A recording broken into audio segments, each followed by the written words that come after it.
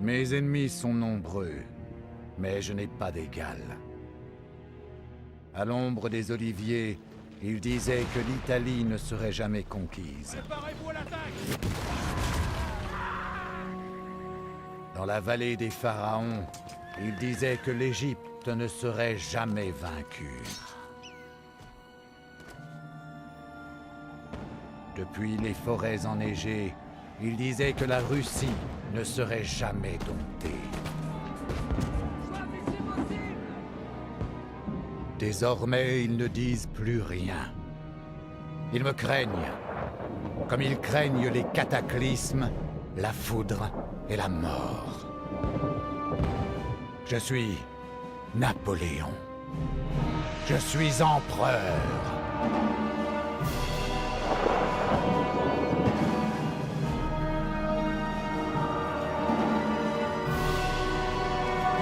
Brûlez-le!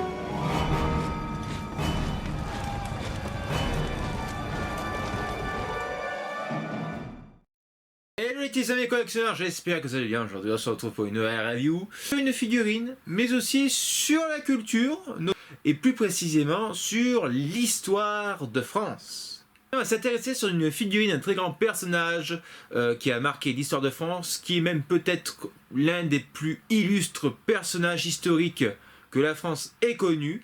Je vais bien sûr parler de Napoléon Ier, l'empereur des Français, et qui d'ailleurs, aujourd'hui, lorsque cette vidéo sera publiée, cela fera 200 ans que Napoléon est mort. Donc voilà, bicentenaire de Napoléon.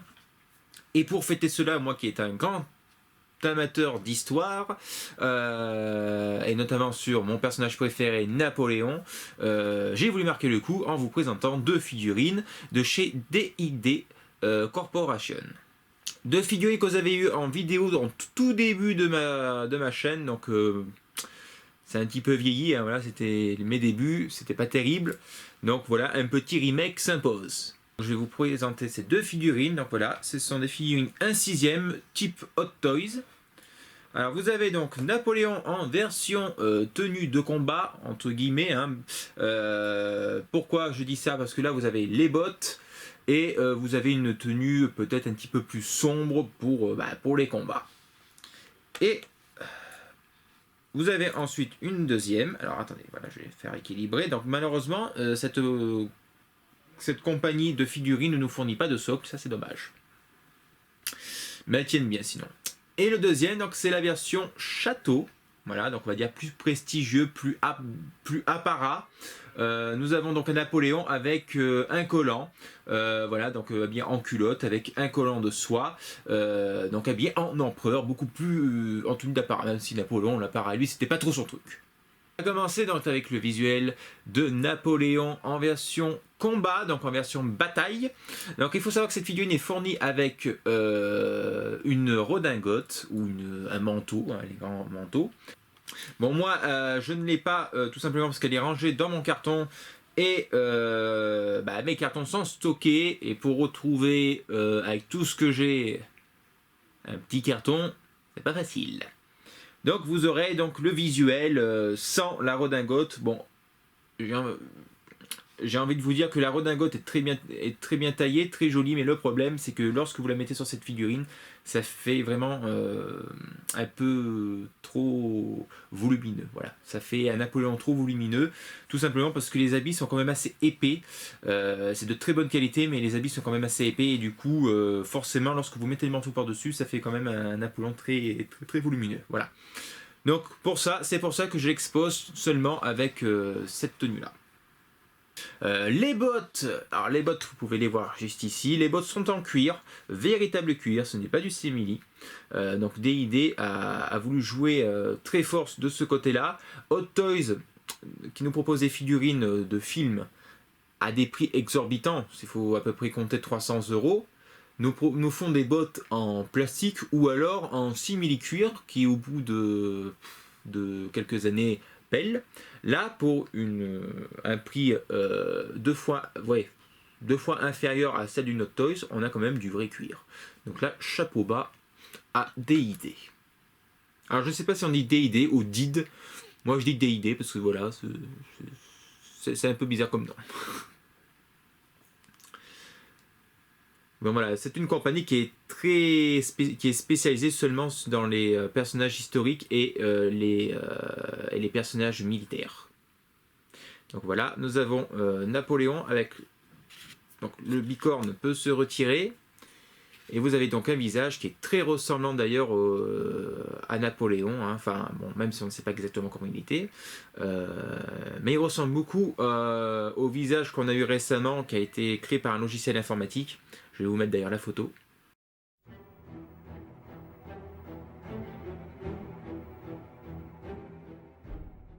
Donc voilà, il ressemble très fortement à ce visage-là, en sachant que cette figurine a été réalisée avant cette image. Intéressant. Malheureusement, nous avons pas mal de petites erreurs. Par exemple, le bicorne, nous avons une concarde avec du gold au milieu. Or, la concarde de Napoléon était bleu, blanc, rouge et non gold au milieu. Et peut-être pas si grosse que ça dans mes souvenirs. Et un petit, voilà. Ensuite, il nous manque une médaille. Napoléon avait à peu près toujours 2 médailles. Et sans parler de la couleur qui est un petit peu trop sombre à mon goût. Napoléon, c'était un petit peu un vert olive, un vert foncé. La tenue de chasse, de colonel de chasse, il me semble, si je me souviens bien. Donc voilà, c'est des petites erreurs approximatives, voilà, c'est pas très grave. En tout cas, on est content d'avoir une figurine digne de ce nom, parce qu'on n'avait rien sur le marché, et heureusement que cette compagnie nous a proposé un Napoléon, enfin, moi, même 2, avec la version château. Donc on va pas leur cracher dessus. Au niveau des articulations, c'est comme une autre Toys, hein. Vous voyez, le body est très très joli. L'épée, enfin oui, l'épée, le sabre, comme vous voulez. L'épée d'Austerlitz est en die-cast, donc métal. Elle est très très jolie, honnêtement. Il n'y a rien à redire dessus. Très jolie, c'est du métal. Faites même gaffe ici parce que vous risquez de vous blesser. Donc ça, c'est une très belle réalisation. Nous avons la petite Légion d'honneur qui est juste ici, le bandeau de la Légion d'honneur. Voilà. Donc tout est très bien représenté, hormis quelques petites erreurs par-ci par-là, mais bon voilà, c'est normal. Ça a été fait par une compagnie asiatique, je crois chinoise ou japonaise, je ne sais plus exactement. Donc c'est pas leur histoire de base, malgré qu'ils sont très admiratifs de Napoléon, même peut-être beaucoup plus que nous, hein, malheureusement. Donc c'est déjà pas mal qu'ils nous ont réalisé une figurine sur ce personnage. Donc vous avez aussi une version avec des mains gantées que je n'ai pas mis sur celle-ci parce que là c'est la version bataille. Les mains gantées sont sur celle du version château. Vous avez juste ici. Et c'est des vrais gants, hein. Ce sont des doigts articulés et vous avez des vrais gants. Vous pouvez les retirer. Bon, alors voilà pour cette première figurine. Bon, ne vous inquiétez pas les amis, bien sûr, je vous ferai un visuel de plus près. Et donc la version château. Alors la version château, la différence c'est le regard.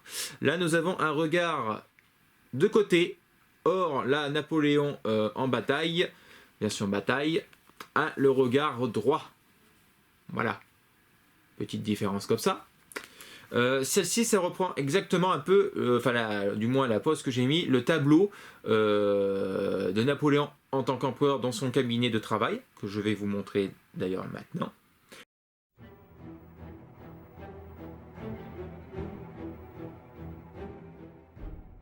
Donc voilà, j'ai voulu redonner un peu le même style. Hormis qu'il ne porte pas ses gants à ce moment-là. Mais moi, j'ai voulu mettre les gants. Voilà, j'ai voulu faire une petite customisation à ma façon. Celle-ci est beaucoup plus fidèle au niveau du costume de Napoléon. Nous sommes sur un bleu marine avec du blanc. Donc c'est la tenue des grenadiers à pied. Avec une petite légion d'honneur. Alors ce n'est pas la même que l'autre, hein. Nous sommes sur une légion d'honneur grise. La médaille, bon, il en manque toujours une, mais bon, c'est déjà pas mal. Après ça, je pense peut-être customisable si vous trouvez des petites médailles en loose, mais bon, ça risque d'être compliqué quand même, hein. Les épaulettes sont très jolies, je vous avais pas fait voir dans l'autre, mais c'est les mêmes de toute façon.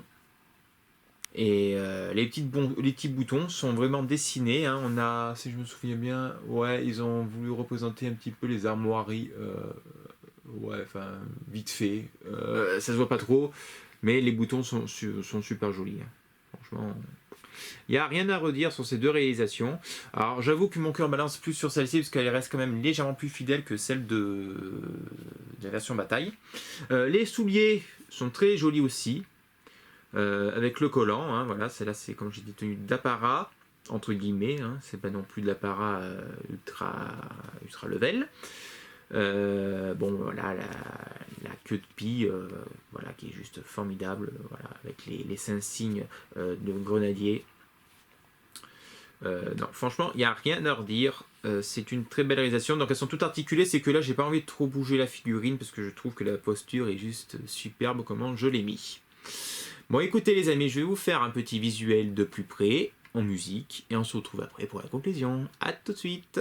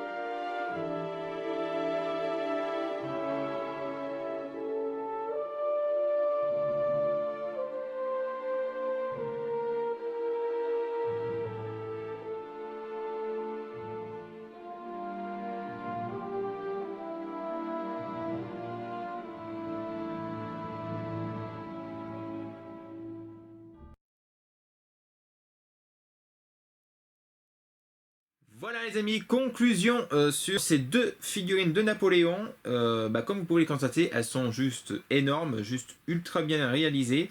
J'espère que avec le temps, que DID vont nous proposer pourquoi pas des maréchaux, hein, de tous les généraux de Napoléon, Lannes, Murat, Ney, voilà, Grouchy, voilà, Grouchy, pourquoi pas Grouchy. Davout, enfin voilà, tous ces généraux, ces soldats aussi, ça serait bien d'avoir une réédition. Ils en ont déjà fait quelques-unes, mais elles datent un peu. Une réédition de ces soldats serait pas mal. Franchement, ouais, je suis très content de les avoir dans ma collection. Elles sont encore disponibles, vous pouvez les trouver. La cote n'a pas trop monté. Ça varie entre 150 et 180 euros. Sur eBay notamment, vous pouvez le trouver très facilement sur eBay. Alors peut-être plus facilement la version bataille que version château. Il me semble que la version château est quand même plus compliquée à trouver aujourd'hui.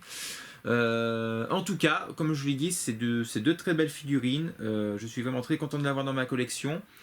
Et de rendre hommage aussi à Napoléon pour son bicentenaire de sa mort, qui malheureusement reste controversé par certains clowns qui ne comprennent à rien l'histoire et qui se permettent de juger un personnage avec notre regard du 21e siècle. Hein, voilà. Donc voilà, je n'ai pas envie de faire débat dans cette vidéo, mais en tout cas je suis un petit peu mécontent, j'ai envie de vous dire, sur comment les Français, voilà, sur comment les Français osent juger un personnage historique aussi important que Napoléon. Voilà, donc je ne comprends pas. Manque d'éducation, ça c'est sûr, hein, manque d'éducation historique, voilà, aujourd'hui nos écoles nous apprennent un peu pas grand chose, j'ai envie de vous dire. Pourtant, le savoir est accessible partout, facilement. Bien entendu, il faut faire la part des choses entre du vrai et du faux, hein, voilà. Mais bon, voilà, ça fera toujours rire, hein, les gugus qui diront Napoléon, c'est le dictateur français, Napoléon, c'est le Hitler français. Merde! Chargez! Des choses incomparables. Mais totalement incomparables. C'est tellement hilarant. Voilà les amis, en tout cas je suis content d'avoir présenté ces figurines et avoir fait un petit point avec vous. Donc voilà, nous sommes le 5 mai, bicentenaire de Napoléon, et j'ai envie de vous dire, vive l'empereur!